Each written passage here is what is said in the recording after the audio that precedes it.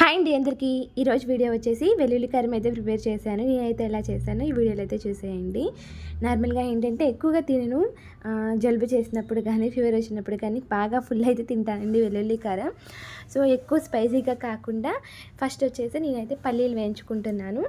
పల్లీలు యాడ్ చేస్తే స్పైసీగా అయితే ఉండదు కదా, అందుకని పల్లీలు అయితే యాడ్ చేస్తాను. పల్లీలు లైట్గా ఫ్రై అయిన తర్వాత వేరే గిన్నెలోకి అయితే తీసుకున్నాను. నెక్స్ట్ వచ్చేసి ఎండుమిర్చి, ధనియాలు, జీలకర్ర, కొంచెం ఆయిల్ అయితే యాడ్ చేశాను. ఎండుమిర్చిని కూడా ఇలా వేయించుకున్న తర్వాత దాంట్లో కరివేపాకు కూడా యాడ్ చేసేసాను. స్టవ్ అయితే ఆఫ్ చేసేసానండి. కొంచెం చల్లారే అంతవరకు వెయిట్ చేసిన తర్వాత ఇక రోట్లో అయితే వేస్తున్నాను. అలాగే కొంచెం సాల్ట్ కూడా యాడ్ చేసి ఇక మెత్తగా అయితే నూరుకుంటున్నాను. ఏంటంటే ఎండుమిర్చి నూరడానికి కొంచెం ఎక్కువ టైం పడుతుంది. సో టేస్ట్ అయితే వేరే లెవెల్, చాలా అంటే చాలా బాగుంటుందండి. ఇదే అని కాదు, రోటి పచ్చడి ఏదైనా సరే ఆ టేస్ట్ ఏది కూడా దాన్ని మించి అయితే ఏది ఉండదు. సో మా బుడ్డోడు కూడా హెల్ప్ చేస్తున్నాడు అనమాట. వెల్లుల్లి రెబ్బలు యాడ్ చేసిన తర్వాత మెత్తగా నూరుకున్న తర్వాత పల్లీలు అయితే యాడ్ చేస్తున్నాడు.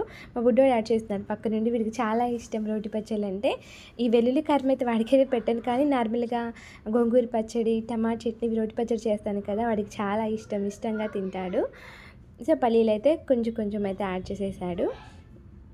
ఇక నెక్స్ట్ వచ్చేసి పల్లీలు అయితే మెత్తగా నూరుకుంటున్నాను. టేస్ట్ అయితే చాలా బాగుంటుందండి. ఎక్కువ స్పైసీగా తినలేకపోతే ఇలా అయితే చేసుకోండి. కరెక్ట్గా హాఫ్ అన్ అవర్లో అయితే అయిపోతుందండి. టేస్ట్ అయితే చాలా బాగుంటుంది. ఆ స్మెల్కే తినాలనిపిస్తుంది. నెయ్యి కానీ లేకపోతే ఆయిల్ కూడా వేసుకొని తింటాము, బాగుంటుంది టేస్ట్. వేడివేడి అన్నంలోకి కొంచెం వెల్లుల్లి కారం అలాగే నెయ్యి యాడ్ చేసుకొని తింటే చాలా అంటే చాలా బాగుంటుంది. సో ఈ విధంగా అయితే ఒకసారి ట్రై చేయండి, మీకు నచ్చితే. పల్లీలు అయితే మెత్తగా నూరుకునేంత వరకు మొత్తం అయితే కలిపేసి అయితే నూరేసానండి.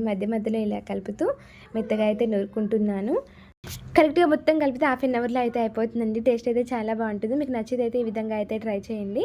ఇలా మెత్తగా పల్లీలంతా మెత్తగా నూరుకునేంత వరకు నూరుతూనే ఉన్నాను. అక్కడక్కడ తగులుతున్నాయి అనమాట. కొంచెం అక్కడక్కడ పల్లీలు తగిలితేనే బాగుంటుంది, అంటే కొంచెం లైట్గా ఉంటేనే మంచిగా అనిపిస్తుంది. సో ఇక అందుకనేసి ఇలా అయితే నూరుకున్నాను. ఇంకా మెత్తగా నూరుకోవాలన్నా నూరుకోవచ్చు, బట్ నాకైతే ఇలానే ఇష్టం.